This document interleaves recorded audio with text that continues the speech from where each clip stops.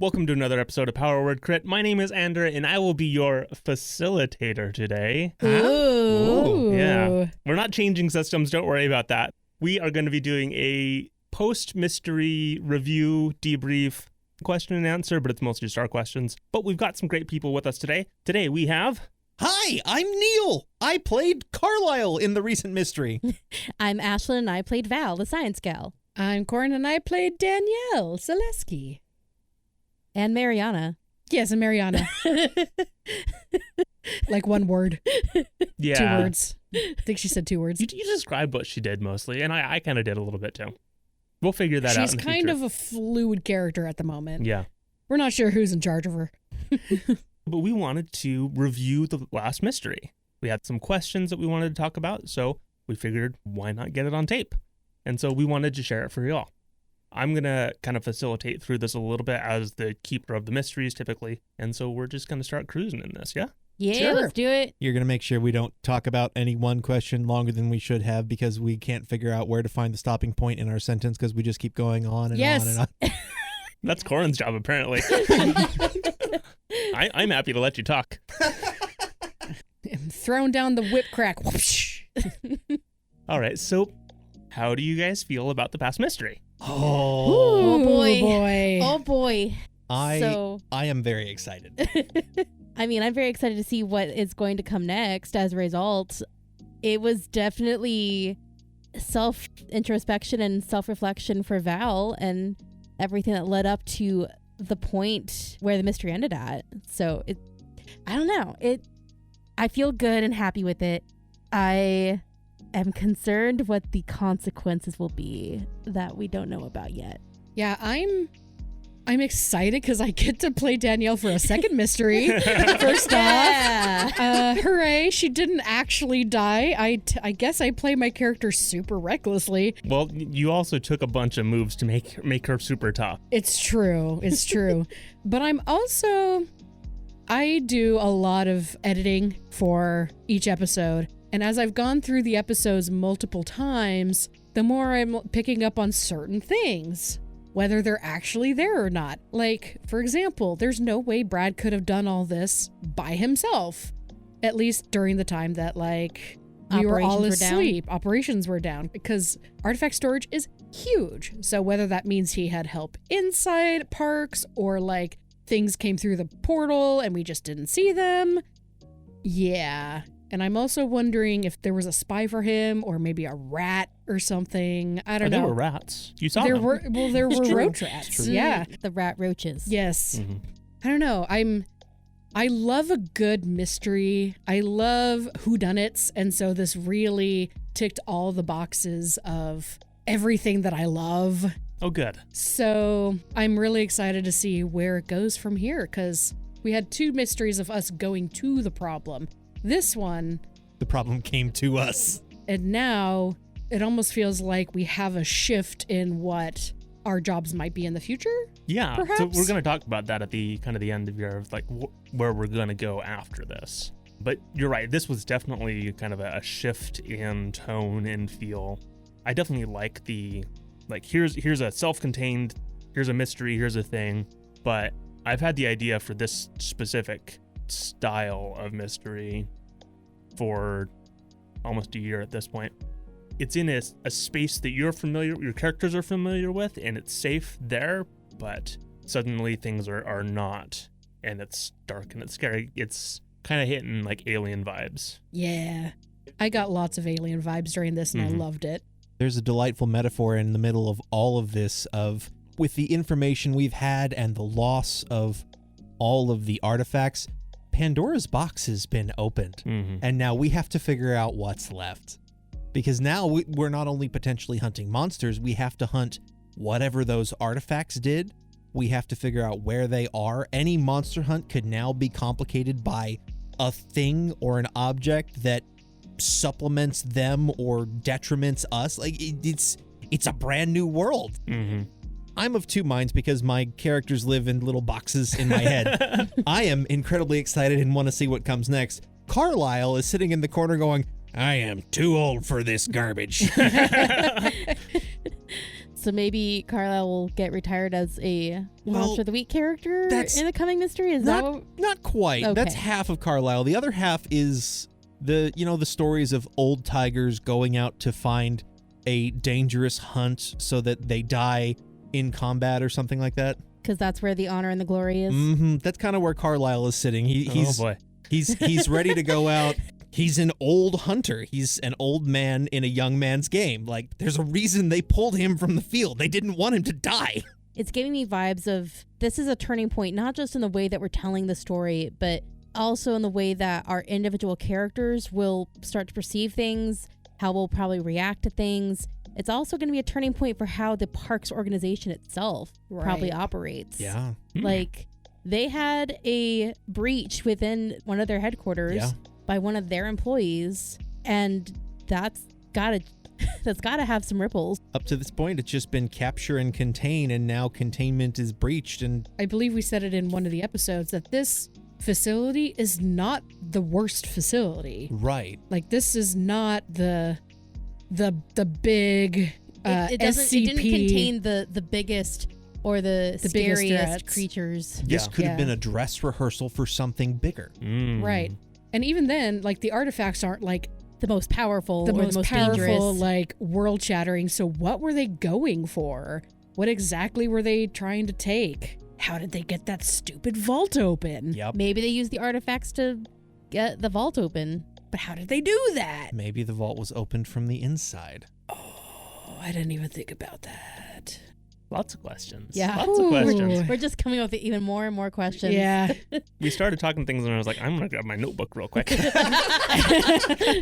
Yep. Quick, everyone, shut up, shut up, shut up. So before we continue talking about the future of our mysteries, let's reflect back on the previous mystery. What were some of your favorite scenes from this past mystery? One of my favorite scenes was the scene between Val and Carlisle, where Val was in a really, really dark place, and Carlisle just laid it out and said, I know where you're going, or I know where you are. What did they leave with you? Kind of a thing. I thought that was really good character development for both characters to show that Carlisle, while he's a grumpy old man, he does have compassion And the wisdom. and wisdom. Even if he doesn't fully believe everything he may say, because I started to say, wisdom, compassion? No, that's a lie. That's a rumor spread by Big Parks Corporation. yeah, because I know that there were some comments that Neil, you had made about Carlisle saying like, I just was saying that because thought it sounded good, but I don't know if I believe what I was saying. No. There was definitely a little panic in the moments of those scenes of, oh, you're not in a good place. We need you. What do I say? What do I do? How do I deal? And it was, Carlisle is old. He's been around, and you're a kid. You are a child. Yeah, 17 years old. How do I impart the knowledge of grief and healing of decades of experience onto someone with less than 2 of those? I definitely agree. That was in my top scenes. That it was just like, it was a very sweet, touching scene that I thought was super good. I mean, it made me happy because I was actually able to portray the mental state of Val after the last mystery, after the Lake Lascoglia mystery, because we didn't really get to see that at the end of that mystery. It was kind of like, well, everything's done and wrapped up. Yeah, we lost Hannah and we lost Avery, but things move on. And like, you don't actually get to see the aftermath. And so I really wanted to focus on that for this mystery. And so I was very, very happy that I could like showcase that in that moment. Get a little bit of the connecting thread to things. Yeah. I liked it when Danielle licked the blood off of the fridge. It was so out of left field, but it fits so well for the description of your tie between yourself and Mariana. She was hungry. I gotta improvise. It all made sense. Blood is life essence. She's after life essence. Why? It's... I can't... It was gross. I loved it. Yeah, that was kind of an ick for me. It was just like when she used her pen to go at her arm, I'm like, oh my gosh. Yeah, I mean, it was pretty vicious, I will say, But I was in the mindset of, we're all trapped in a safe house now, or we're all trapped in a safe room now. This entity is going to either suck somebody in and eat them, or we're gonna have to bind her again.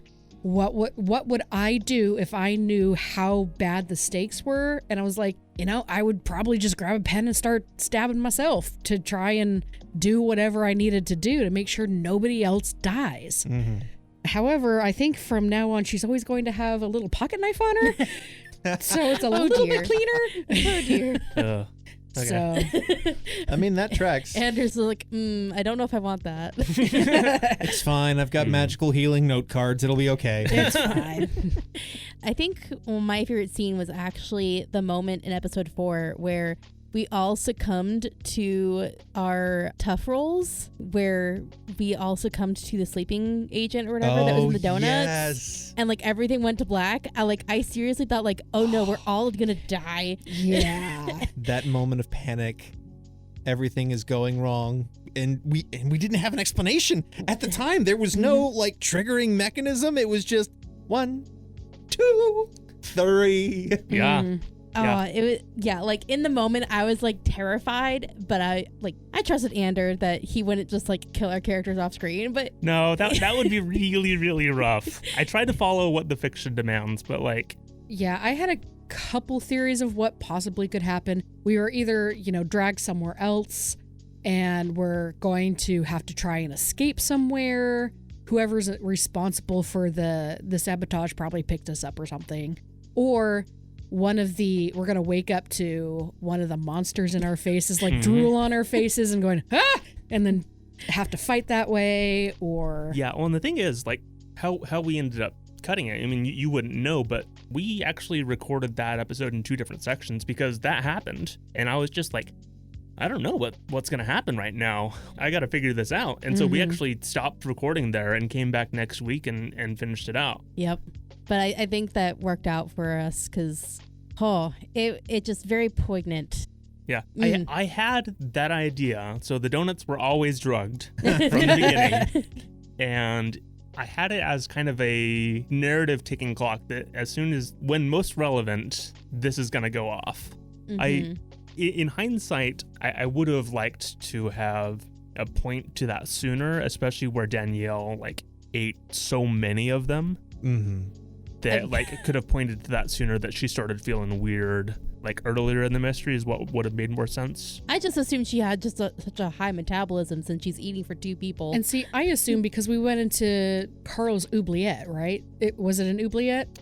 Yeah, just It's walking the into the safe haven, and we walking studied into the for safe several haven, hours. that any sort of magical effects or anything like that probably were halted. Oh, that was my assumption, because we never went back to the safe room to see what everybody's state was. So we were in there for a couple hours, and probably the safe room is truly a safe room of sorts. I'm going to say that it's probably not like immune to magical things, because there's magical things in there. It's a magical space, it seems. Unless it was an oubliette, because an oubliette says magic does not work here. It was not fully an oubliette. That's a different feature that will help us later.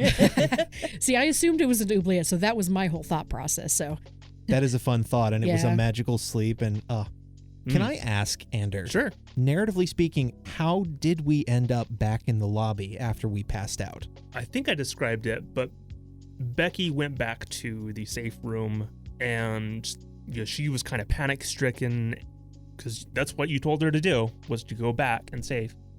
But then she was able to come back out, and... Yeah, I think she dragged us all in there, but by the time we got in there, the security team had come down to get everybody. The second team came for retrieval. Yeah, I think that might have been, but is that some of the people from upstairs came down looking for others, and she met up with them, and then they were able to help get you guys all up. She didn't do it by herself. So question, did Becky eat any donuts? No. Did she just not get the memo, or? She's gluten-free. Oh, that would explain. Did you have that already figured out, or did you decide that now? I decided it at some point. You hear that? Every one of you who's listening to this that's gluten intolerant, you too can be a hero. No donuts for you, but boy howdy will you survive magical dream donuts. All right, so let's keep rolling here. Yes. Was there anything that surprised you during the mystery? I mean, the drug donuts, that Yeah, surprised me. good. Top of the list. So the thing that surprised me the most was that the cave crawler was a red herring. Oh, Like, you it- mean as far as like being the only monster? Yeah, It so wasn't I a red thought herring. It wasn't like this isn't where you should focus your attention. yeah. Let me rephrase that. The true monster wasn't the cave crawler. The true monster was Brad. It's not the only threat. Yes. The true monster was the friend we met along the way. It really was. Friend? It was Brad. I was also really happy that Ander added a quote-unquote gelatinous cube. That was a random comment after one of the sessions earlier on. I was like, hey, Yeah. what kind of monsters do you guys want to see in the future and things like that? And Corrin was like, a gelatinous cube. Yeah. And like, we can make that happen. Oh, yeah. Sentient jello. Yeah, oozes are my favorite D&D monster. Don't know why, but I just love it. I love gelatinous cubes. So in every campaign that I ever run, you're always going to run into some sort of ooze or gelatinous cube or something. So this made my heart happy. I'm making a note of that. I'm thinking back now through Horde of the Dragon Queen and Hazelnut Valley. Have we come across any oozes or slimes? Oh no. Uh-huh. I think I know what's in store for us in the future. Just add that to the next session. On the note of surprises, I do think finding the artifact storage completely cleaned out. Yes. Because Carlisle had made such the effort of, all right, I need big magic. We're going to artifact storage. I'll just use magical artifacts to fuel my spell. Gets to artifact storage, finds nothing. I do have to ask a question. Was that always planned? No, I had a plan for what Brad's goal was, that he was going to be trying to take those out. Mm-hmm. But then things worked out and I think we rolled for how many hours you were going to be out. Yep. Yeah. It was like, oh, okay, I guess he gets them all. 2 hours So plus another hour to wake up from sleeping. Yeah, we rolled a d6. It was like 5 or 6 hours or Yeah. something. It was off screen. I don't think we kept the actual roll in the final edit, but it was a high number. Yeah, and it was just like, if it hadn't been as long, you all could have caught in mid-act. So one more thing that surprised me was the rat roaches. Okay. I really, really enjoyed this concept of the world's most hated creature, rats, and the world's most durable creature, the cockroach, being fused together into this horrendously awful thing that's really hard to kill. But then Yeah. also make them like 100 times bigger. Yes. Yeah, that was the thing. That was exactly my thought process on it. I was just like, okay, I want some awful little critter that's going to be a pain. What would I really just not want to encounter? And like, here we you go. made an ROUS. Yep. That's what you did. Exactly. Rodents of unusual size. I don't think such things exist. Well, they do now. Yeah, and in fact, that's one of the questions that y'all have down here on the list for questions for me. What inspired the creation of the cave crawler and the rat roaches? So the rat roaches, exactly what it is. They're small, awful things that were just in the facility. It was one of the options for the main monster for this mystery. Oh. Because the theme that I wanted was containment. Right. Is that something got out, you all had to deal with it. It was going to be something that was going through the walls and coming out through small spaces. And another option would have been a nest somewhere that you had to go in and get people out of and things. That's definitely a containment problem. There's different types of horror, and I'm really, really glad that we got the we're stuck in a small enclosed space horror out of the way. Yeah. We are actively being hunted in our own home. Check. Yeah, alien horror, I guess we could call Alien versus Predator horror. Yeah, Check. so there was Yeah. definitely alien vibes in this. Another thing as far as like the cave crawler itself, that one was inspired by a couple things. So I listened to a handful of different like cryptid podcasts and supernatural things. And one of them, I think I've mentioned it in a previous Q&A, is called Camp Monsters. Mhm. It's a really cool narrative podcast. It's put out by REI. And they tell like campfire stories about monsters from around the US. And one of them they told was about the Mogollon monster. The actual one is like a Bigfoot in Arizona.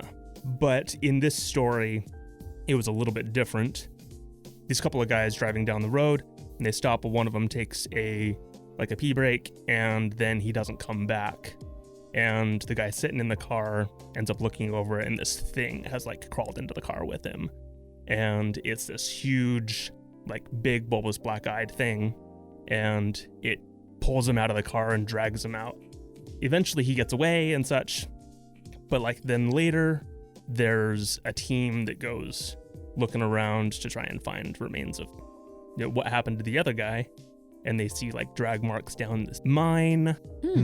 And Okay. then they like go down there, and when they're kind of rappelling down, they see kind of these glints in the darkness. Scary. And so that was kind of the vibes that I was trying to get. You did very well with it, let me tell you. Yeah. Vibe check approved. Yeah. And the other influence was an X-Files episode from like the season 1.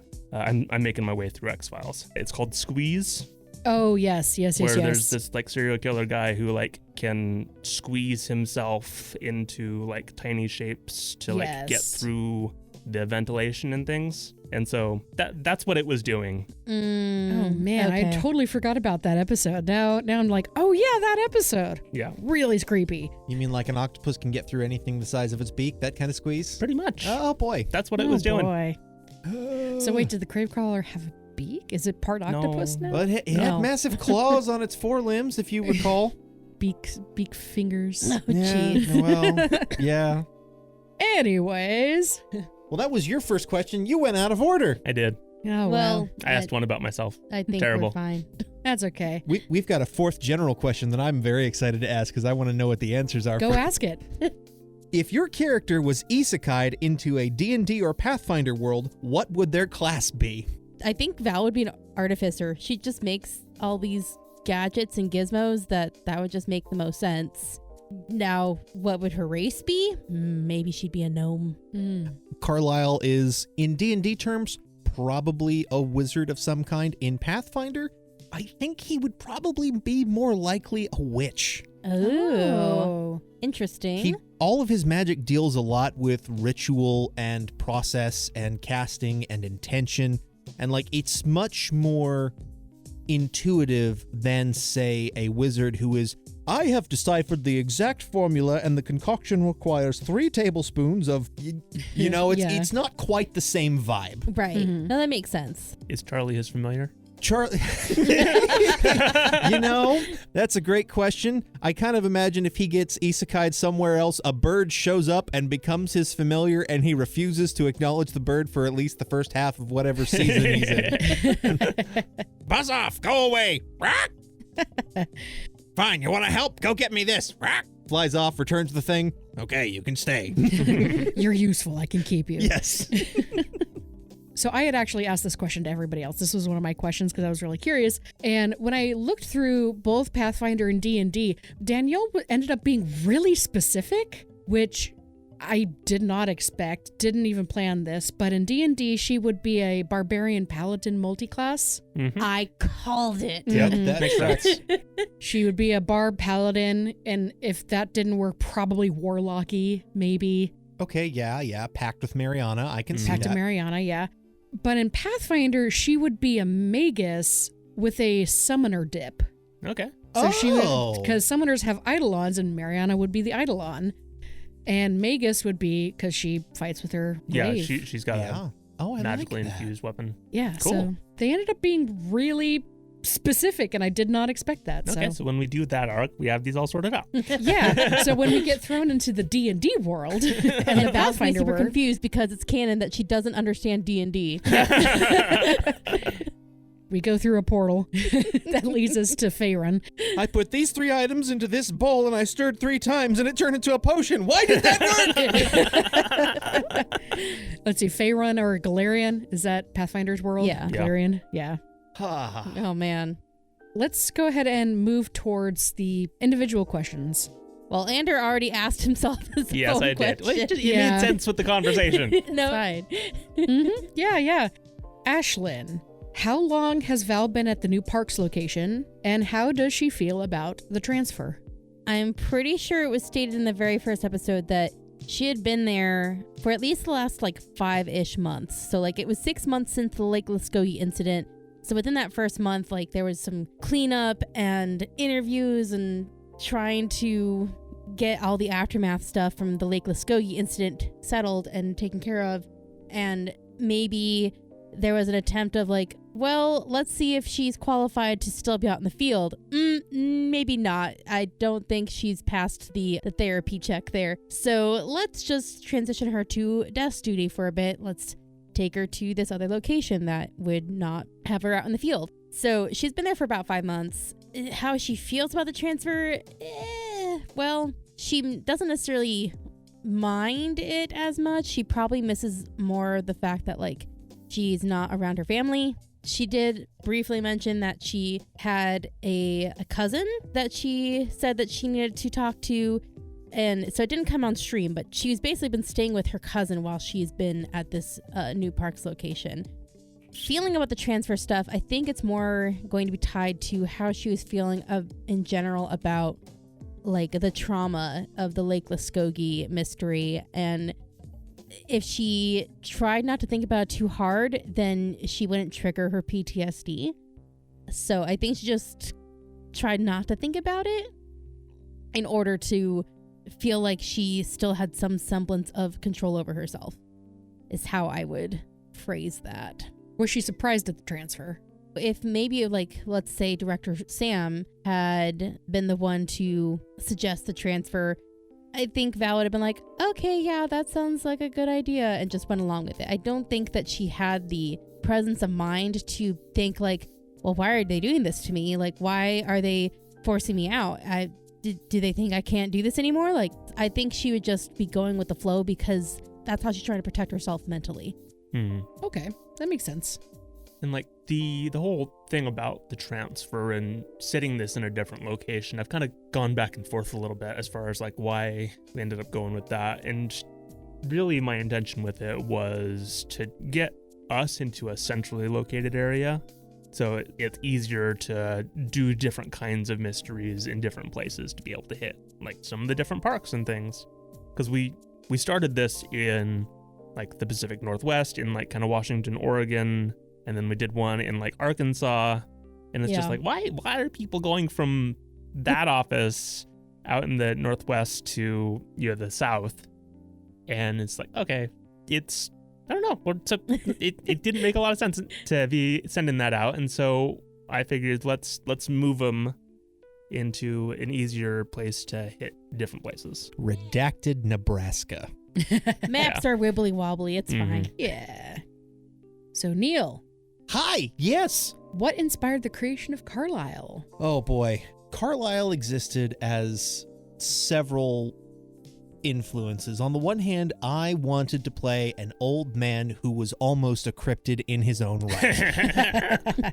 The strange old man who lived at the end of the hallway in the office that nobody visited, but always strangely knew what was going on and knew how to answer your question before you asked it, was the first influence. He needed to be very strange.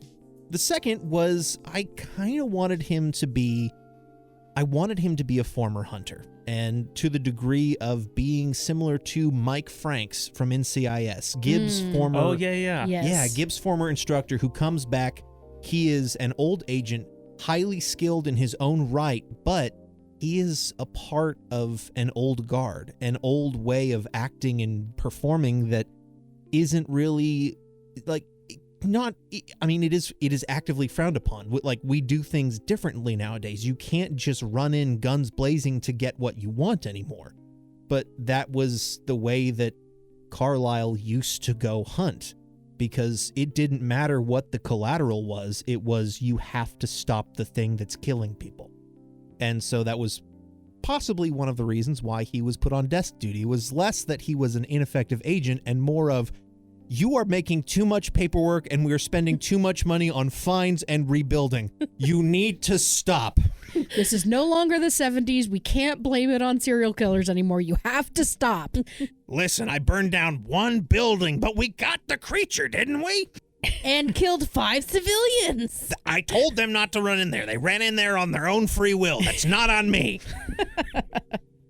Yeah, that's problematic. Again, collateral damage, not a consideration. Well, very cool influences for Carlisle. I really enjoyed working with Carlisle in this mystery, so I'm excited to see more of him in the future mysteries. Mm-hmm. Yes. But speaking of future mysteries and new companions, Danielle, we don't really have a lot of your backstory either. So Yeah. do you have any family? And are they aware of Mariana? As a follow-up, does Mariana have any family? Good questions. Danielle does not have any blood-related family that she knows Okay. of. If they are still alive, they could still be out there. She could have cousins or something. As of right now, she has no immediate family. But she does consider Mariana's family her family. So her in-laws are her family now. Mariana has a brother named Spencer. He has a wife named Nina, and they have 3 kids, Mia, Paige, and Cole. I have a very pressing question now that I feel like needs asking. Are they aware of Mariana? Yes. Oh. Yes. Oh, okay. Cool. I think.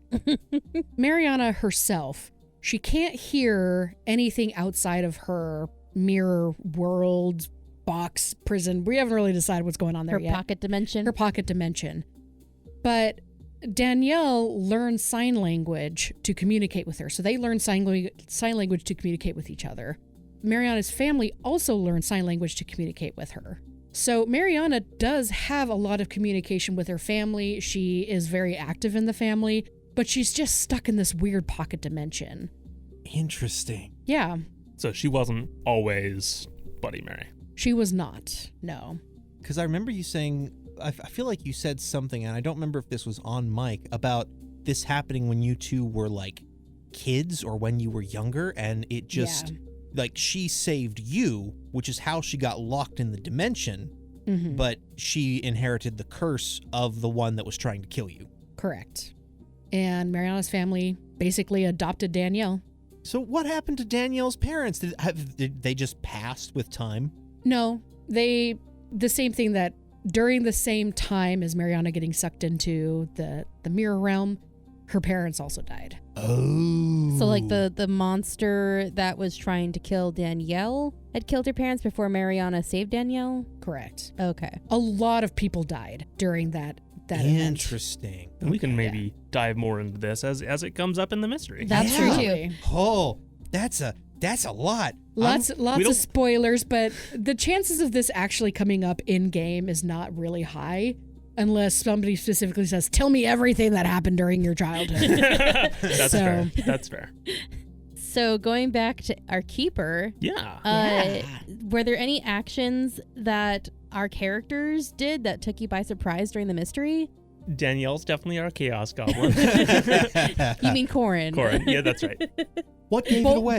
Both work. Yeah, yeah. I think probably I didn't expect Danielle to try and like jump down in the hole after the cave crawler or like throw her glaive down in after. Yeah, that I was was attempting surprising. to do the keeper move of the monster gets away because that's what felt right at the time, that it wasn't intending to stay and stand and fight because it's definitely an ambush hunter.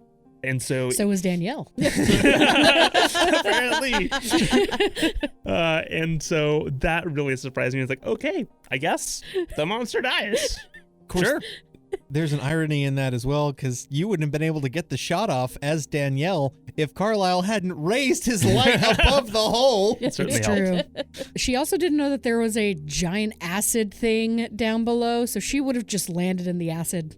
Yeah, I didn't think about that, but that would have been awful. It would have been super awful. Yep. But she is very much an act first, kill first, ask questions later kind of person. Mm-hmm. I'm sorry, I helped her kill your monster, Ander. Oh, no. Oh. So this game I that think we're playing, okay with this. if I was upset anytime the monster died, I wouldn't be running this kind of game. Oh, okay. You wouldn't be a game master or a keeper or... Because being a game master, you have to be okay with losing all the time. But like the name of this game is Monster of the Week. It is literally hunt the monster, kill the monster. Hey, Ashlyn. Yes. Does Val have any other friends stationed at other parks locations? So I haven't actually given this a whole lot of thought. So is this like friends from her normal life or friends that she's made at parks? That's a great question. Yeah, that is a good question. So I'm going to say Val probably doesn't have a whole lot of like IRL friends. So civilian friends, she doesn't have many. Yeah, because I mean, first off, she's already kind of gone through the route of graduating high school and taking like community college courses on her own through the internet or what have you. And so like she doesn't really have a lot of social interaction with kids her own age, and most of the people that she works with at parks, they're going to be a lot older than her. There aren't many people her age. So most of her friends are actually going to be from people that she is connected with online through like social media spaces, is how I'm going to answer that question. So there may be people that she gets along with, like she gets along with Becky. And so there are probably other people that she has made that kind of connection with in other parks locations. But I don't know if you would qualify them as like friendship that you would pursue outside of the workplace. It's like the friends by proximity kind of thing.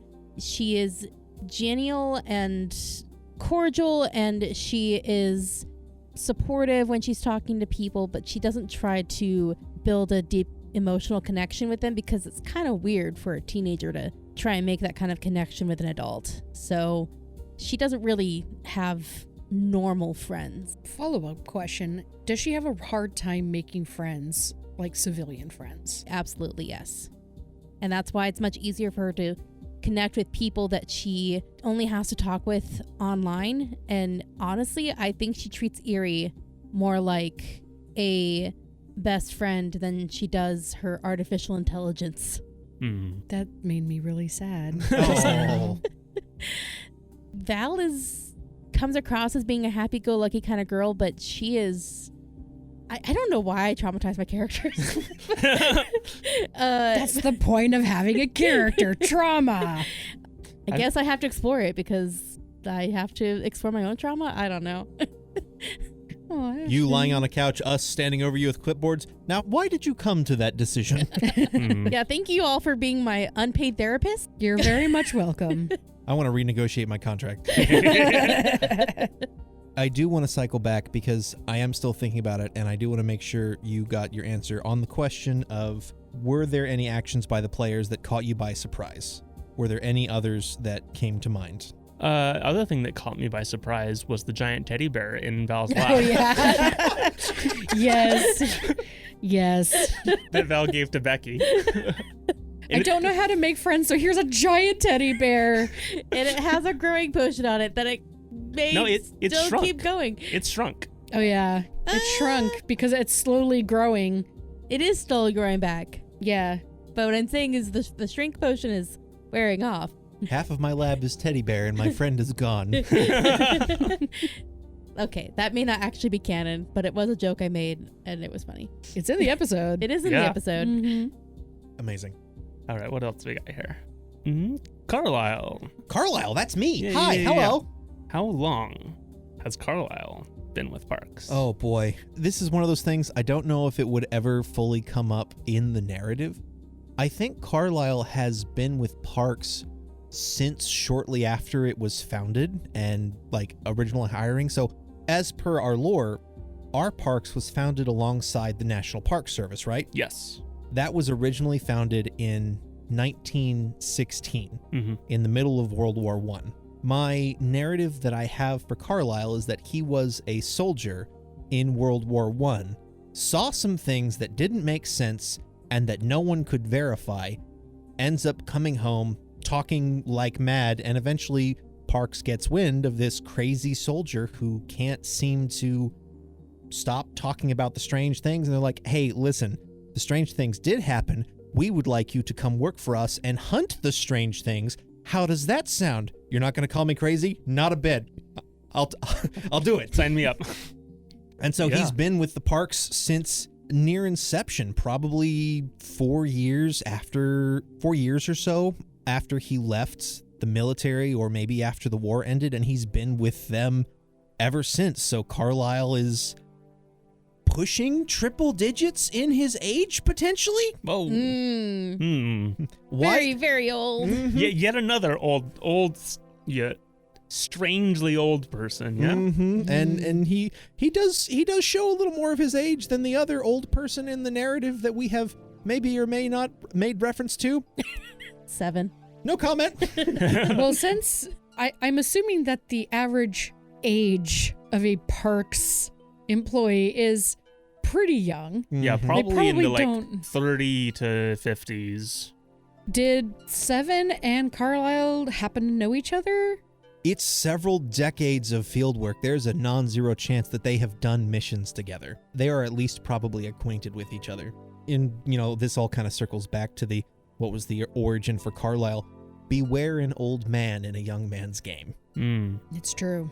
I'm just gonna write down some of that lore. Hey, how many pages you turned to so far, Ander? I only got one so far. Only the one? Yeah. But he's real close to the bottom. Oh, What? that's awful small print. It's just convenient this is all recorded. Hey, Corrin! As Yeah? we change the subject from our inevitable doom being hastily planned before our eyes. So Mariana was inspired by the legend of Bloody Mary, right? Yes. Are there any other inspirations that went into Mariana or Danielle's relationship with her? Yes. Anything you can share with the class? Spoilers. Spoilers. Okay. I see. And so when you made that decision, how did you come around to spoiler? Spoiler. Interesting. Yeah, I wouldn't have gone with that. I would have gone with spoiler. Yeah, that's spoiler. No, so there were two ideas that kind of merged in my brain with Mariana and Danielle. We haven't actually talked about what Danielle's wronged creature is, because the wronged, you are chasing after a creature. Mm-hmm. You were wronged by this monster or person or something. It actually hasn't come up yet, but Mariana and the Legend of Bloody Mary has. It came up a lot sooner than I expected, but it Yeah. made a lot of sense for Yeah. the narrative. But the actual creature that Danielle is hunting is based off of something totally different, but will eventually relate to Bloody Mary. Okay. So do you have two traumatic backstories? They are, no, they happened at the same time. Okay. And it's a conglomerate of two different things in our real world. So you do have two traumatic backstories. Sure, why not? I actually have had Mariana and Danielle as a character idea for, 2.5, maybe 3 years at this point. Ooh. Yeah, you initially wanted to play Danielle instead of Hannah, I think, at one point. Is that right? Danielle's idea happened while I was playing Hannah. Okay. Hannah's original name was Ruth. I said, no, please. I already have character with that name. Yes, and so literally it was like, hi, I'm playing Ruth, blah, blah, blah, blah. And they're like, no. And I was like, Hannah, I'm Oh. playing Hannah. It was literally right in Oh, the boy. beginning recording that I changed her name. It worked out way better. But Mariana and Danielle happened around maybe the second or third episode of Lake Muskogee. I had this idea. I was toying with that idea and another one, but I decided to go with this one. But I had to shelf her because we just never really went back to it, or I couldn't really make them NPCs in Hazelnut Valley because I kind of wanted to make them NPCs in Hazelnut Valley. And then finally we were like, okay, let's do Mystery 3. And I was like, sweet, I have an idea. Marvelous. She was so excited about this character that she's had a Spotify playlist ready for them for like the last 2.5 years. Yes, Oh. they do have a Oh. Spotify playlist. All the odd songs are Danielle and all the even songs are Mariana. Interesting. I do like that. That's very clever. Very good. But enough about me. Ander, Yeah. what would have happened if the cave crawler had gotten away during the fight? It would have continued to hide in the shadows and attack. Its whole thing was to hide and then grab anyone who was isolated. And it was creating its nest, as you guys guessed and figured out, is that it was trying to turn this place into its new home, because it's conveniently underground. Could the cave crawler have gotten into the safe room? Yes. It could have just burrowed into the safe room. I Yes. feel like that was blatantly obvious from the massive concrete holes we saw in the hallway. Yeah. But the safe room we established was made out of a different material than concrete. Yeah. So we heard scratching on the top of the safe room, but Mhm. that's why That was through the originally ventilation. Yeah, through the ventilation. And that's why Danielle was like, I think we need to move. I don't think we're safe here. Mhm. Yeah. Yeah, it's definitely protected from certain things. I think we said that there's like layers of like silver and something else in there, but those aren't things that protect against everything. True. So, but it just happens to be reinforced. But this thing is very, very good at getting through anything. That's so scary. Yeah. It is a miracle that the safe room people the cave crawler did not get to the safe room people. It really Yeah. is. Yeah. That's insane. That was definitely one of the things I had to ask in that space where you guys blacked out. It was like, okay, so is everybody in the safe room dead? Did they make it out? And I was like, I'm not quite ready to kill everyone. We need a little more drama. We'll just Yeah. kill off Lieutenant Ortiz later. It's fine. Yeah. 100% if Carlisle had found out that Marshall died, Carlisle would have made a detour to the safe room to go get Annie. Mm-hmm. Also, I realized that Marshall was the same one that Brad was taking the old computer equipment away from. Mm-hmm. Was it a lie? Was Marshall actually using the archaic? Yes. Okay. Yes. Marshall is an Marshall. old fogey that doesn't like to... That was me referencing other people that I had referenced previously. Gotcha. Trying to build continuity. Gotcha. Continuity? Are you mad? I try. Man, so what is Marshall's deal if he's as old as Carlisle or close to? Man. Not. We He's- never said that. Oh, that's true. We never said Marshall's just old, and he didn't want to do this anymore. He didn't want to do field work. He didn't fire Annie once. He had so many opportunities. Well, here's another question. Was Marshall ever a field worker? that. Was he ever in the Probably not. field? This is like a research institute yeah, Okay, that makes area. sense. That's like the specialty of this area. Carlisle is the exception and not the rule. Yeah. So, Ashlyn, Yep. what are Val's parents' names, and does she have any siblings? No, don't name them. That's their invulnerability. No, they are not safe. It doesn't matter if they This is don't have established on names. recording previously. To be fair, I haven't actually given any thought to this. So you guys want to help me name Val's parents? Oh no. So here's an establishing question. Okay. Whereabouts are her parents? Like, where are they based out of? So I'm going to say they're actually based out of like California. Okay. If I were to come up with names for them on the fly, I think her dad's name would be like Thomas, and then her mom would probably be maybe a Barbara. Evangeline. No. How about Michelle? Michelle's good. Michelle. Michelle and Thomas. Thomas and Michelle. My bones. Yeah, I like it. Tommy and Shelley? Less liking it. But Well, You don't have to like your parents' nicknames. Tom and Shell. Anyways, we've got Thomas and Michelle that are in California being eaten by Chupacabra. oh no. And then as far as siblings go, I do think that she has an older sibling who's Oh. already living away from home. And I figure that this is probably someone who's much older, maybe like mid-20s at this point, but they're probably still also live in California. And I think her name will be Vanessa. Val and Vanessa. Uh-huh. And then she's going to have a younger brother. named His- Victor. That's actually the exact name I was going for. It's true. Val, Vanessa, and Victor. Yeah, Or Vance. Vance is a good name. Ooh. that's super close to Vanessa. Yeah, Vash? I was going to stick with Victor. Vash. But then They there's went through an anime phase. But then there's the 5-year-old baby brother who was kind of the surprise in the family, and his name is Bartholomew, but everyone calls him Bart. VVVB? Bartholomew. Bartholomew. Bartholomew. If somebody was ever going to become a vampire, Bartholomew. Yes, please turn the 5-year-old into a vampire. okay. Why would you say that out loud where the keeper can hear? I mean, I was supposed to be sarcastic, but anyways, yeah, I figure that for Val's parents, Like, they were expecting the 3 kids, so they had these 3 names ready to go. And then, oops, we got a 4th baby. What name do you want to use? I'm out of good V names. Bartholomew. I mean, maybe it's a family name. It could be.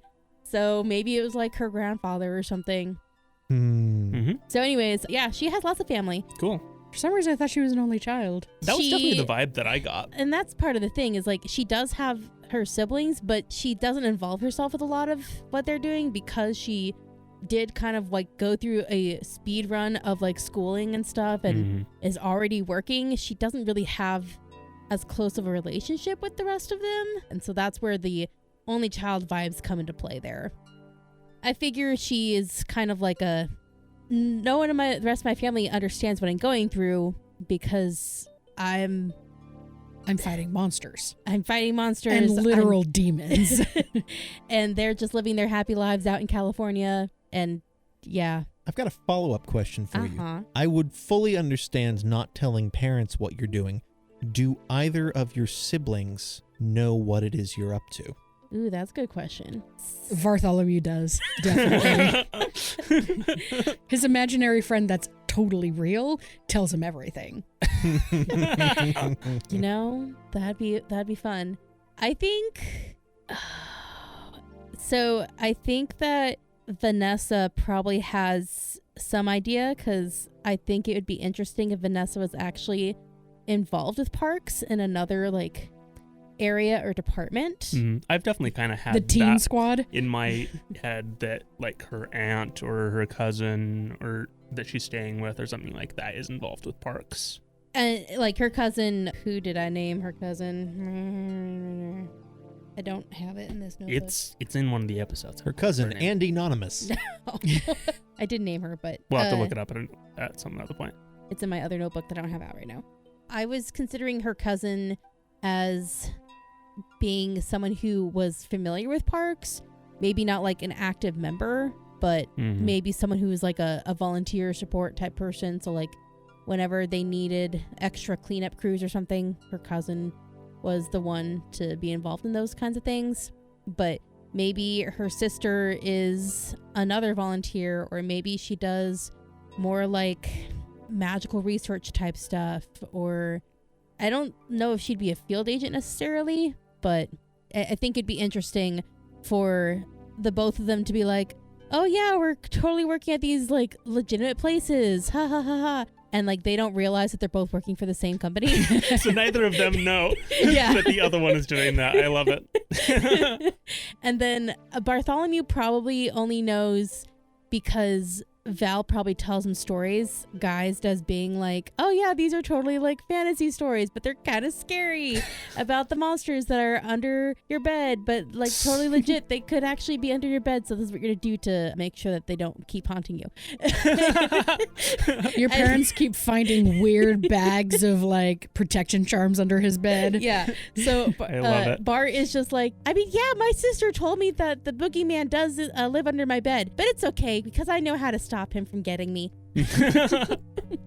See, but now I have a thought, and I don't want to share it because it's dreadful, and it gives the keeper ammunition, and it's pretty hefty ammunition. But do it anyway. Do it anyway? Yes. A great intro to a mystery is Bartholomew being deathly afraid, the parents unable to assuage him, and the only thing he can get out is, I want my big sister who's a monster slayer. Oh, that's so good. That's fun.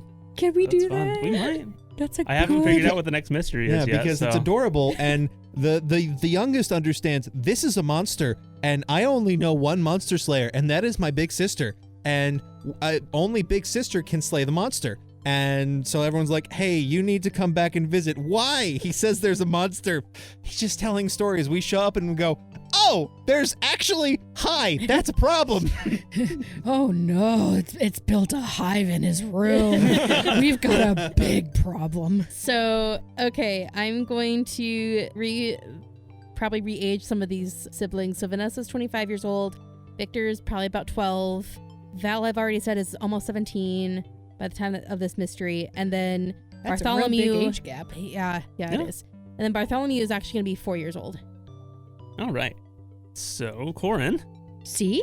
what made Danielle first join Parks? And was it before or after Mariana Sealing? It was after. I don't want to give spoilers for this specific thing, but it was after Mariana's Sealing. It was, I'm going to say, maybe 6 or 7 years after. She needed access to a larger network of research and just a bigger network of monster hunters and lore, books, artifacts. She just needed a bigger resource pool. So she joined Parks. How long has she been with Parks then? She joined... Because she's in her like 30s or something like that, is that right? I said late 20s, early 30s, so Okay. maybe we'll say she's 31. Okay. She would have probably joined around 2021, so about a decade. So, can I ask potentially a spoilery question? You can. In the event where Mariana was sealed, that was a supernatural event. Were you interviewed by Parks at that time, and then they just kind of kept tabs on you until you went, hey, can I come work for you guys? I hadn't thought about it. That would make a lot of sense. It would make a lot of sense. Mariana's family is not what they seem. I'll just say that. Spoiler. Spoiler. I'll just say Spoiler that. to me. Scribble. Yeah, Mariana's Okay. family is not really what they I'm seem, gonna put that in quotes. but I don't want to give any more away beyond that. But I think she probably ran into Parks a few times, maybe right after the event or periodically through her teenage years, and eventually she reached a roadblock looking for information about the thing she's hunting and Mariana's Sealing, that she just joined Parks. And by Because sealing, we mean like she her was getting stuck. pulled into the mirror. Correct. Her becoming the next Bloody Mary. Now, I just had a thought. What if Danielle is actually a Nepo baby? Like, her parents used to work for Parks. And she just came back. Yeah. Yeah. Like, maybe that's how she got her in was, oh yeah, your parents used to work here and we got a job for you. I could see that. I had a different idea about them, but I really like that I idea. feel like we talked about that at one point as an Yeah. option. Yeah, we talked about a lot of things, trying Yeah. to work at how to make all of this make sense. I Yeah. had 2 conflicting ideas and said, Andrew, this is what I have. Help. And so we fleshed out a bunch of things, scrapped a bunch of things, returned a bunch of things. Her parents probably had dealings with Parks. I'll have to think if she's actually a Nepo baby, though. That'd be interesting. A legacy. Maybe Yeah, a Sometime legacy. in the future, Carlisle asking, say, out of curiosity, you're not related to Paul Zaleski, are you? Why, yes, that was my grandfather. Paul Zaleski is like one of the founders. All right. Paul Zaleski. No. Yeah, I guess there's Or a Paul now. maybe instead of being full legit members of Parks, maybe they were like freelance consultants. That's kind of what I was leaning towards. Okay. But they had dealings with Parks, maybe. Yeah. Okay. Or some other monster hunt fighting researching organization, because I'm just gonna say Parks isn't the only thing out there. I haven't necessarily established the other things, but they're not the So only what game you're in the telling business. me is a potential for rival groups. Yeah. Absolutely. Yeah. Well, because we're not part of the government, so clearly the government has something. Like, that's already right there. I mean, it's pseudo government. Like Are somebody we in the government. contracted by the government? I think that's the best way to go about it. We are independent, but not really. We are close enough to the government, though, that any freelance agencies that are like, we don't trust the government, we're going to hunt monsters our own way. And so therefore they have a lot more budget and not regulations, whereas Parks does because we have to answer to the government in order to get our limited funding. That actually brings up another question. Sure. So, Andrew ran a home game that we titled the Book Club Bunch. Oh yeah. Is this the same universe? Yes. Yes. What? Charlotte, Yeah. you live on. What is this? But my goal is not to have like in jokes from our no, group no. that, for the podcast. I don't want our listeners to be out of the joke. Right. It's true. The Or me. I don't know. Exactly. The, Yeah. the premise of that one was my character was Charlotte. She technically is a shifter. We're a mountain lion. A cougar, if you will.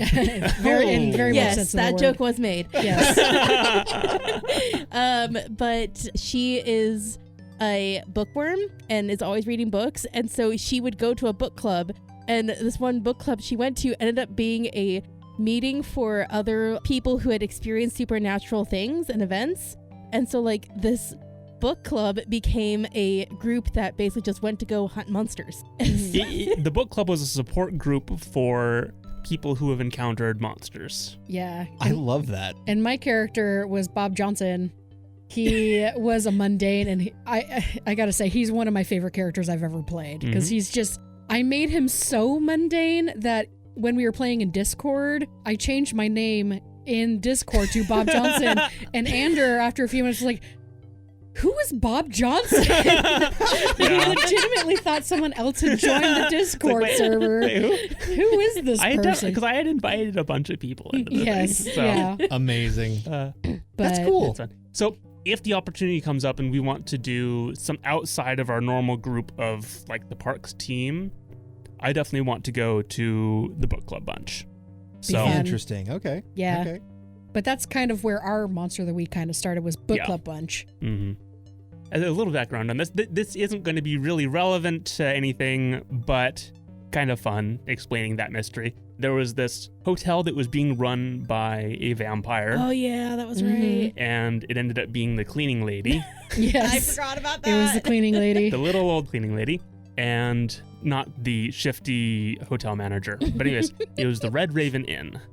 And one of my initial ideas for this mystery was that the artifact that was there that the vampire was using to control the weather, this Red Raven statue, was going to be one of the recent artifacts put into artifact storage. Oh, okay. And so that would have been like a funny little nod for Corrin and Ashlyn, but just They were None all of- stolen. yeah, none of the listeners would know it, and maybe we'll and do a Neil wouldn't know spin-off it. for Book Club Bunch. yeah, we can redux that or something like that. Yeah. Amazing. Good stuff. That's great. I mean, I would love to bring Charlotte Mosby back. Yeah. Mhm. She's hilarious. Mhm. Okay, so when Val dies, Sure. I don't like Val dying though. She's too young. She is very young. She's got her One whole of life. us. Young fodder. One of us. Me saying as though I have Yeah, I a was Parks like, character wait that a has second. died. you haven't had one die. I'm sure Carlisle has died a couple times. You know, that's a fun thing maybe we Huh. could discuss later. What's dead doesn't stay dead, right? Well, This that's isn't supernatural. The game is inspired by it, but not necessarily our game. Right. Yeah, true. It's a bug to put in, you know. All right. So I think, Neil, next question for you. What exactly is the Natural, Paranormal, and Mystical Research Division of Parks? What does it do?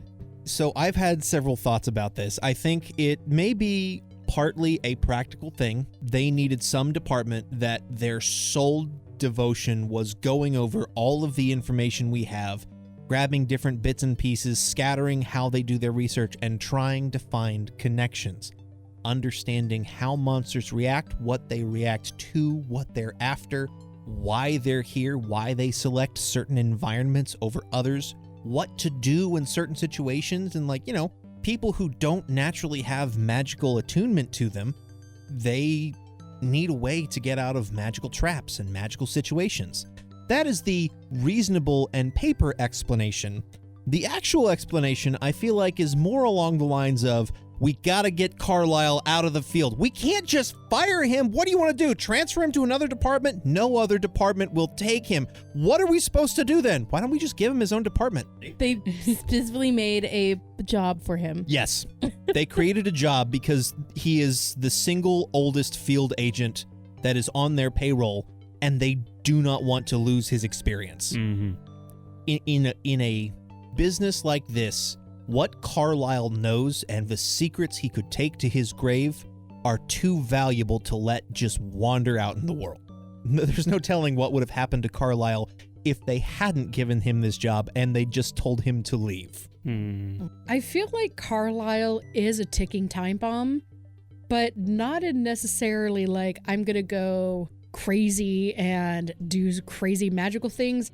I feel like he knows too much, but also if they just let him go, he could cause absolute devastation to multiple groups and multiple people based on what he knows. Mm-hmm.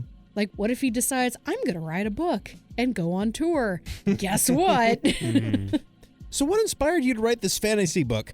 Various life experiences of mine.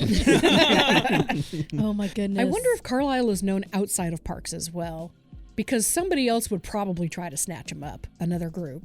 I mean, it could also just be instances of where, hey, we would like to pay you for a consultation. yeah. Like, this doesn't have to be a full job, full-time kind of thing, but like, Maybe he does consulting on the side. could we pay for your services? Yeah. I mean, This is why he can pay for nachos. This there- consulting there's fee. also a world where if he encounters another group, they may not immediately recognize him because, again, he's been in this game for almost 80 years. There is a chance that they see him, he gives them the name, they're like, wow, that sounds like that old legend I remember so-and-so hearing about. This is the living legend. Ooh. Oh no, he's scribbling He's writing more. more stuff down. I'm just writing down quotes from y'all. He's on the second page. Like, of course they're not going to recognize this fellow because he is old, wrinkly, balding on top, wearing a tweed jacket when the person they were told about had a full head of hair, a leather jacket, guns in both hands, and was bearing down on a monster. Like, two very different pictures, you know? So is Carlisle like the Giles or like the Bobby of Parks? I think those are probably pretty close approximations. I don't think they're quite spot on, but it's definitely the ballpark. I mean, he's playing the expert, and the expert This based is off true. those characters. This True. is very true. This is true. Who is the X-Files expert? Was it Skinner? Director Skinner? I'm not that far yet. Okay. Sorry. Spoilers! Skinner's there in episode like 3. Probably. Anyway, Ander, Yeah. how's Director Sam doing? Oh, she's good. She's stressed and overworked and underfunded and understaffed. She got a cat recently. Oh, yeah? Oh, nice. Yeah. An actual cat or a cat that's disguised as a monster? Or vice versa. Baby displacer beast. undisclosed. Baby Displacer Beast. Yeah, that one. What'd you say? The monster being disguised as a cat. That's what he meant. I said cat disguised as a monster. No, monster disguised as a cat. That's Well, cat disguised as a monster would be a flurkin, right? Yes. I guess it technically would go both ways. Yeah. Does she have a flurkin as a pet? What's a flirk? Not important. Moving on. It's from the Captain Marvel movie. Oh, okay. I assumed it was a cat person thing. As people who own cats. It's one of the most dangerous creatures in the universe that looks like a cat. Does that answer your question? Yeah, now I don't want to know the cat's name. Goose, obviously. Yes. Yes. Hey, Ashlyn. Yes. We've talked a lot about Val's traumas and her trying to deal with her mental state and come to grips with what has happened. So, with all of that said, what does she do when she's not at work? What's your hobby? What do you do in the meantime?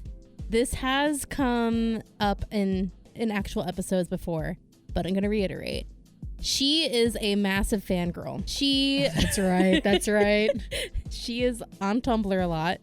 She is a Tumblr girl. She loves to write and read fan fiction. Probably if you were to read some of her more recent fan fiction, they would be some of the darkest, creepiest things you've ever come across that you're like, this came out of the mind of a 16-year-old. No, that tracks.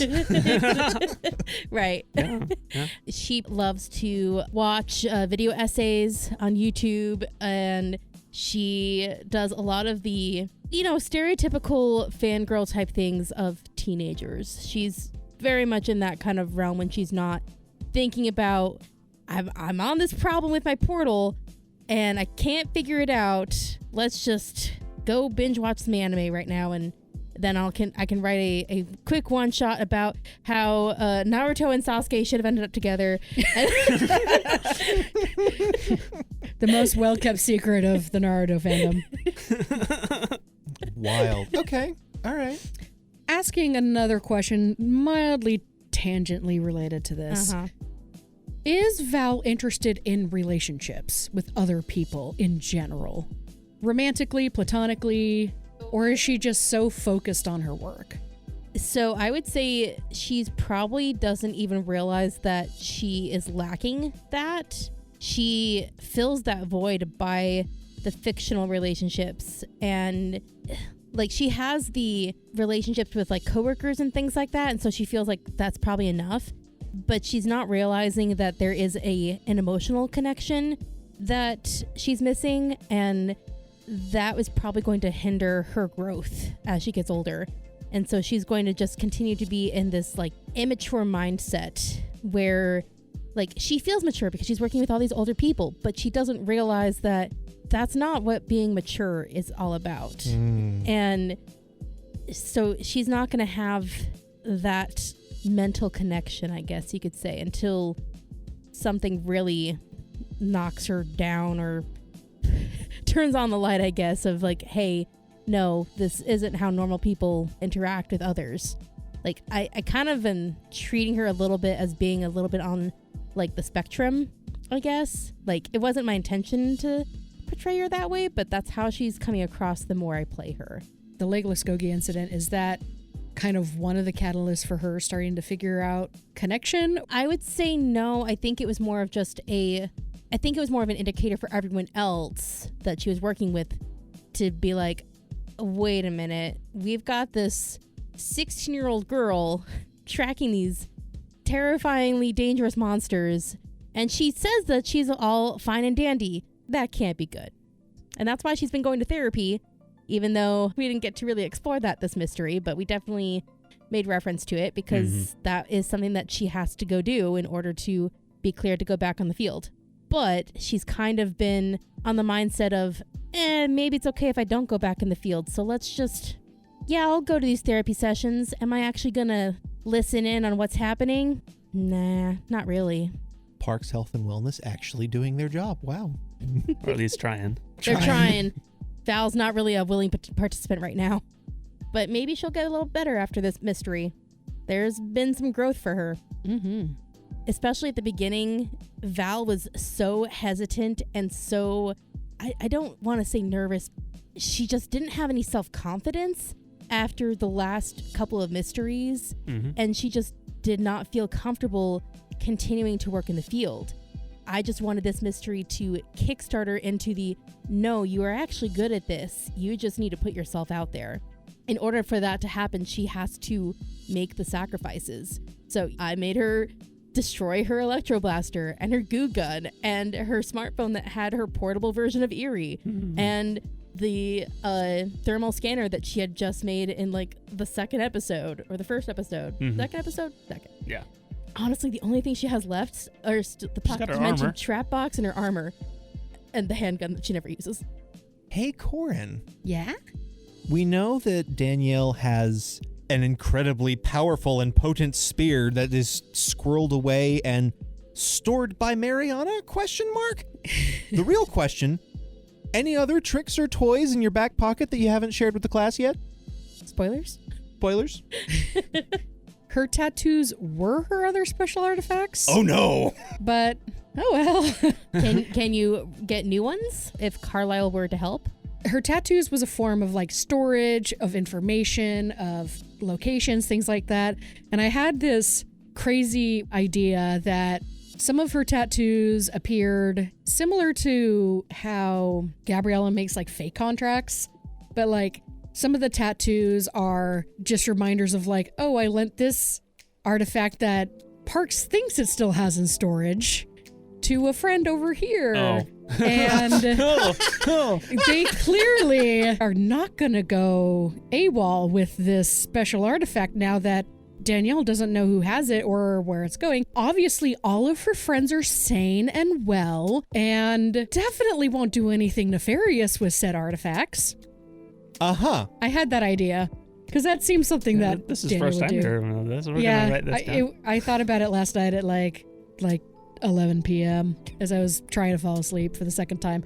Anyway, but mostly her tattoos were her other artifacts. It held information and stuff on the things that she is hunting, and now she's lost decades and decades worth of information. You don't say. And you didn't put a backup anywhere?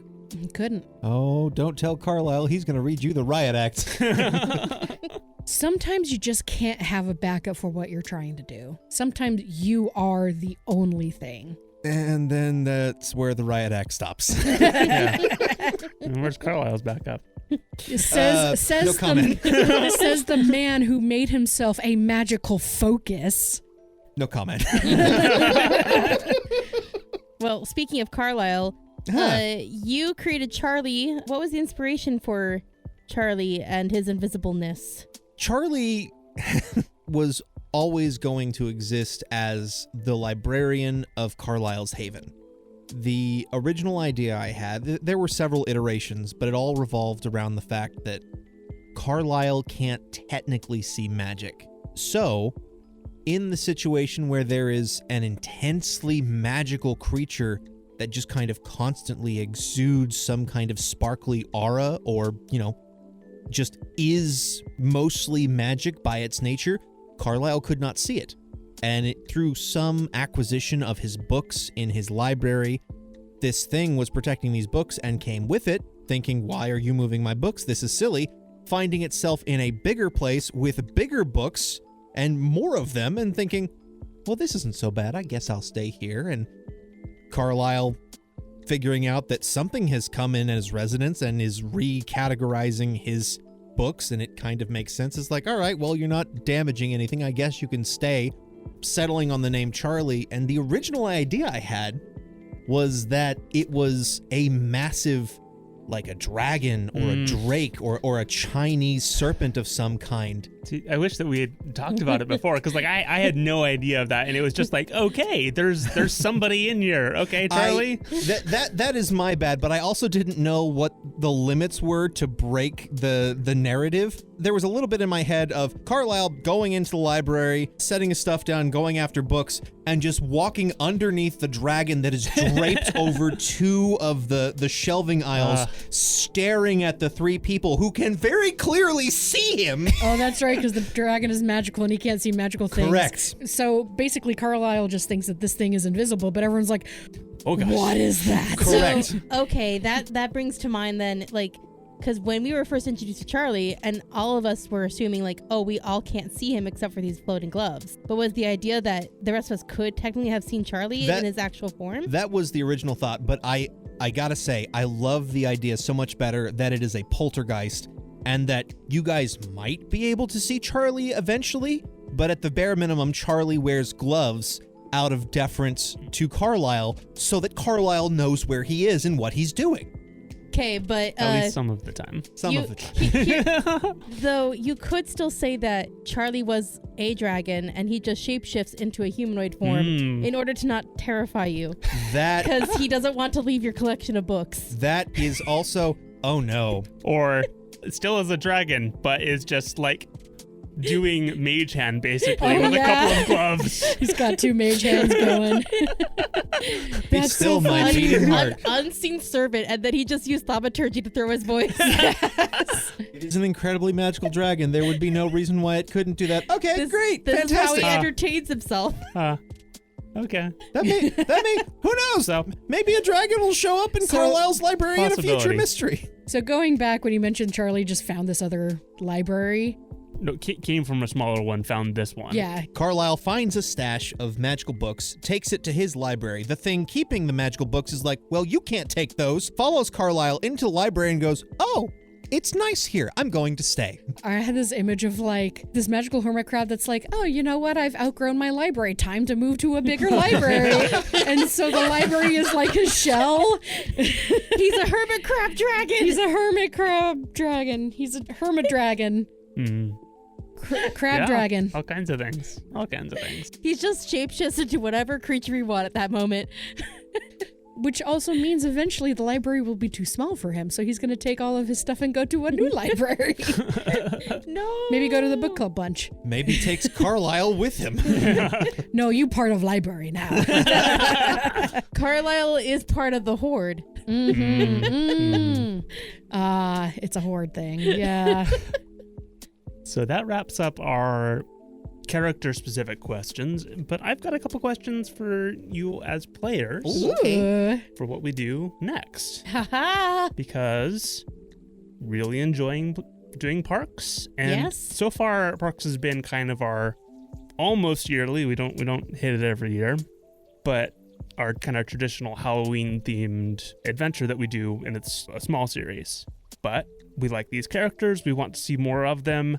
I'd like to do more with it, and so maybe bumping it up into more of a more frequent thing than once a year. Yeah, not just a special, but one of our major series. I like that. So, with that in mind, do you all want to do more of the first two mysteries? They're pretty episodic and self-contained. We're going to a mission to a place, dealing with the monster and disturbance there.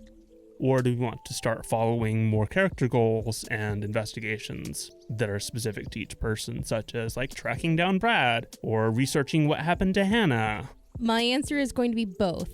I think it would be cool to still have the self-contained mysteries, but they also tie into the more overarching plot of what our character goals and investigations are. So for Danielle, it's hunting whatever creature that is part of her playbook.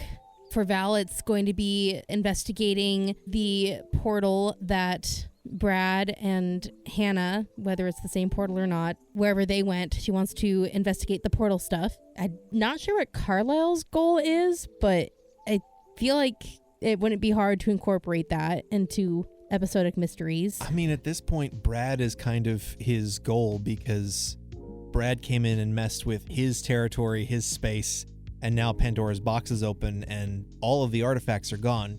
Years and years of work and lives and effort to take this dangerous stuff and put it in someplace safe has been ruined.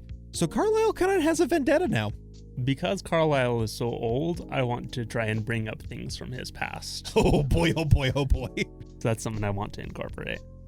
Other magic users, old hunters, allies, enemies, ex-girlfriends. Somebody who's got history. Yeah. Comes back.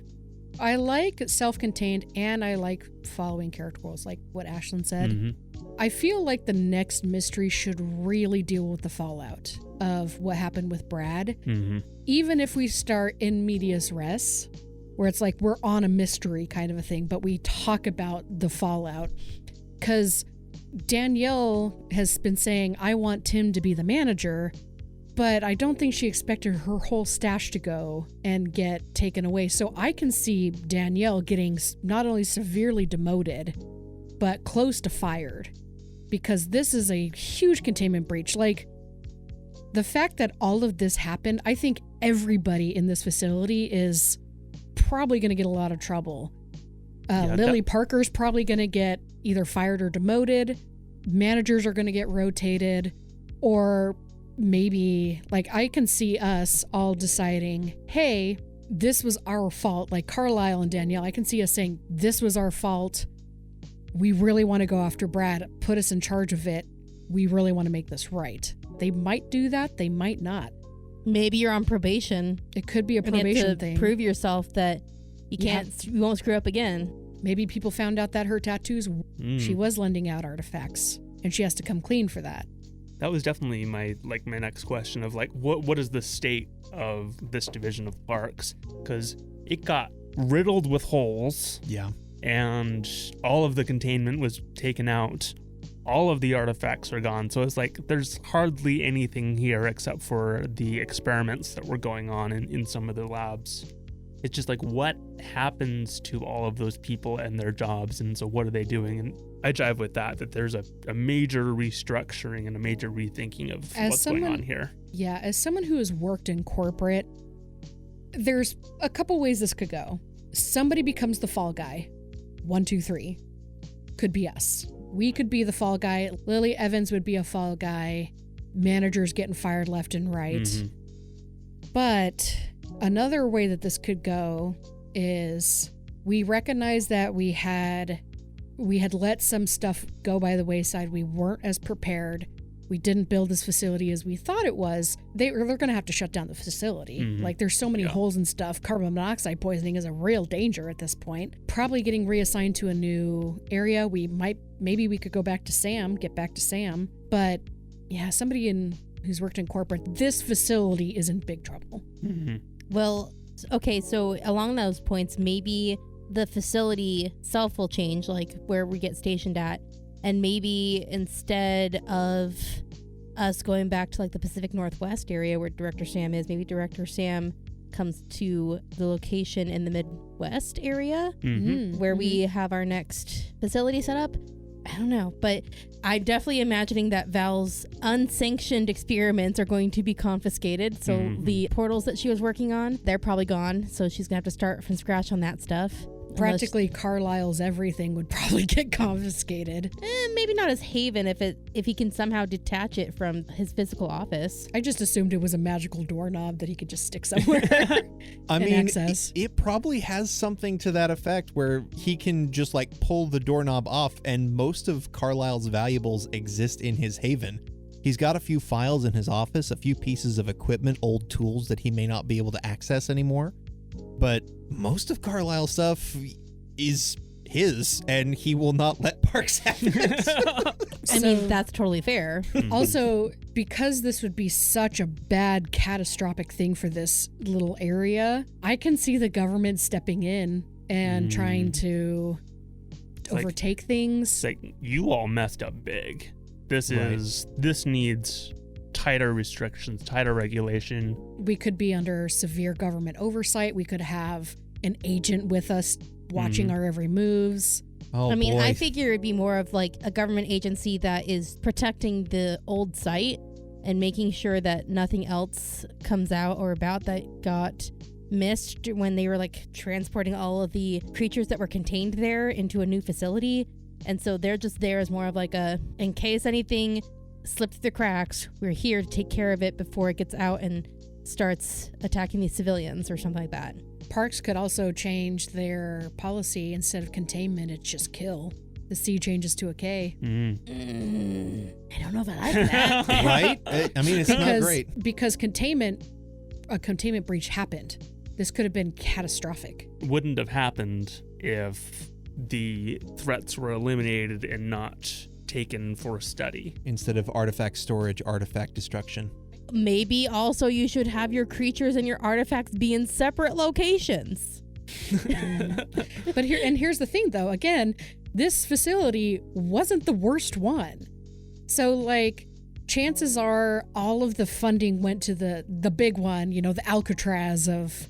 This was a smaller, unused facility. Yeah, it was mostly research and stuff, and... You know what? It was the leftover facility. Like, oh, the other places are full. Let's just send the artifacts that way or send the creatures that way. I think you all had a large portion of artifacts that was larger in that aspect.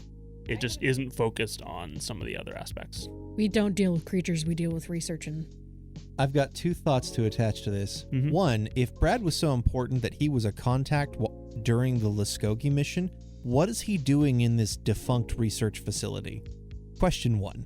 Question 2, would you please imagine for a moment the three of us deployed to the field and being trailed by a standard issue government agent who is unaware of the paranormal and seeing if there's anything fishy afoot with someone whose reflection does not exist and can pull a scythe out of a mirror, someone who uses gadgets and breaks typical science rules, and an old man that does literal magic, and trying to keep that a secret from the government agent. His name is Bob Johnson.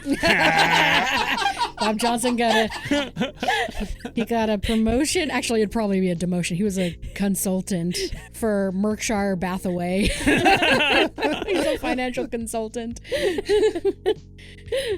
Hey, Bob, what's that? Where? Does magic? I don't see anything. Oh, it must have been a trick of the light. Let's go this way. So I know I hadn't talked about the tattoos being like, oh, so-and-so has this and, contracts and things like that. Yeah. That doesn't have to happen. But what I can say is that Danielle, knowing that there's going to be a huge fallout, any artifacts that were still there, she would have immediately shoved into Carlisle's haven. Even if they're tiny, or even if it was just like, oh, this little coin always lands on heads for whatever reason, and come to find out it's causing devastation in like a parallel universe or something. Every time it flips, the entire world flips. Yep. Or it's just a coin that attracts luck, but it intensifies the bad luck of something else. Yeah, there you go. The orbs and the possessed newspapers going into the haven. They got blown up. Honestly. Honestly. Yeah, the orbs, The orbs did not got survive. blown up. Did the papers probably got blown up too. Probably. Interesting. Okay. Because if the fallout's going to be bad, she might as well go down with as many artifacts as she can.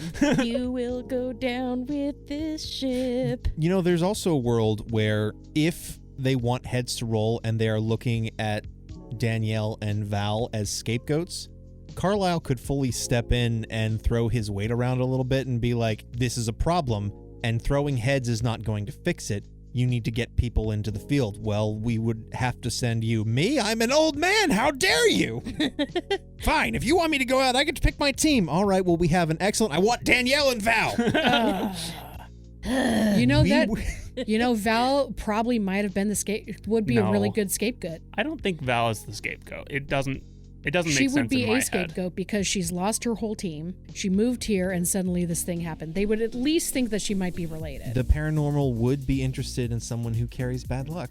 Well, now that just makes you think that there's like someone on the paranormal side that's like, a lot of bad luck surrounds that human. We should get that person to be on our side.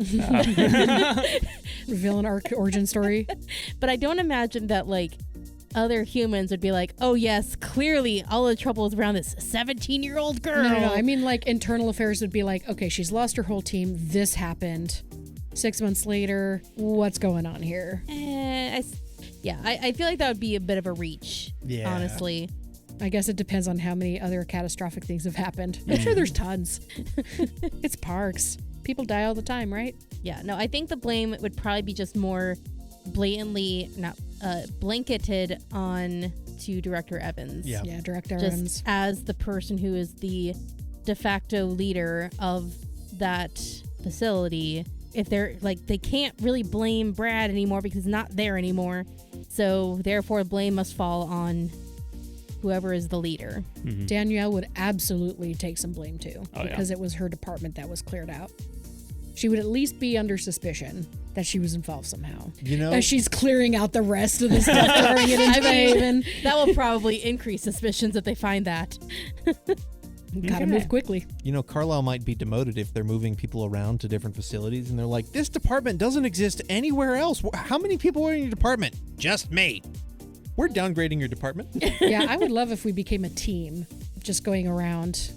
I would love to say, yeah, we're going to try and get those artifacts back. It's your responsibility. Mm-hmm. Now, would there ever come a point in time where our group decides to go rogue and we decide to become our own entity, kind of like the individual agencies that don't work with like the government like PARCS does? From what you know about Danielle, would she go rogue? Oh yeah.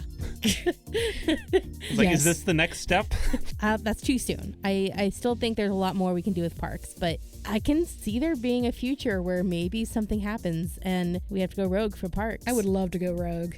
We discover that there's a mole, or like the intentions of Parks is actively changing to where they're hamstringing themselves so that they can't actually fix the paranormal problems. They're just putting band-aids on bullet holes. And I mean, also, who knows if Brad shared the PDF with anyone else? yeah. And We that's another meta thing. know that the PDF is the problem. Does Val know that a PDF was sent to Brad? I don't think she does. Then none of us are aware of It's that true. potential No one influence. knows about that.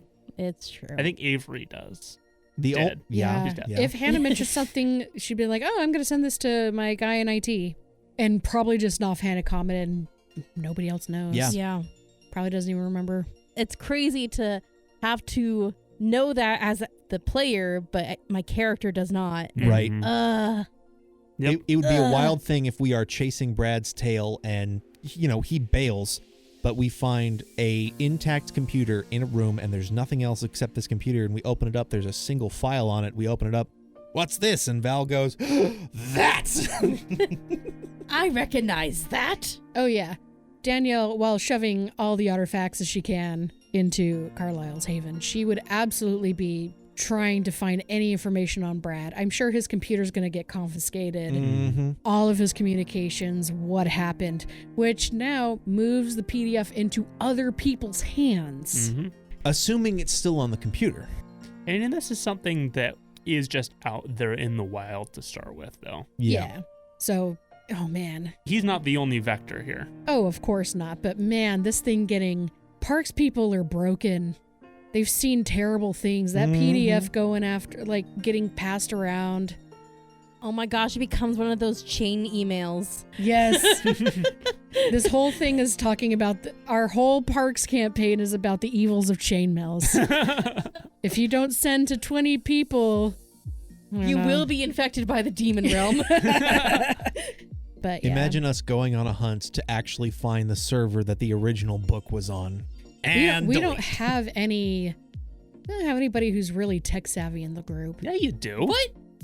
Like, no, that's Val. Let me... She sorry, literally I'm sorry. Let programmed me an back AI. up. We don't have a hacker. We don't have a hacker. That's what I meant. Excuse you. You have done no hacking. Well, there hasn't been a need to yet. True. That's fair. That's fair. Well, that's a good reason. Daniel would be like, you have to hack his stuff. To be fair, if I were to put mean- Val in a heist position, Val would be the demo expert. True. Well, I guess she did hack the servers. I was like, she helped to hack back into the that's security right. cameras. Yeah, she did hack Like, the she security literally cameras. hacked into Yeah. the system. I did It's just forget like, that's that wrong. big giant plot point. But she could dare also you. be considered demolitions expert because she has also made magic boom booms. Magical boo boom. All right. Speaking of magical boom booms, No. we're gonna What? have to magical No. boom boom this podcast. I think that's the end of it. The end of our questions. Why is that the segue? Okay. That's a me comment. That's a me segue. I'm proud of you. Well, let's magical boom boom ourselves out of here.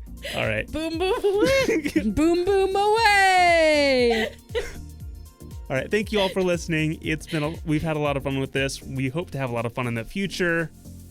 Who knows if any of this last bit comes to fruition, but we're gonna have fun with it, and we hope to see you there.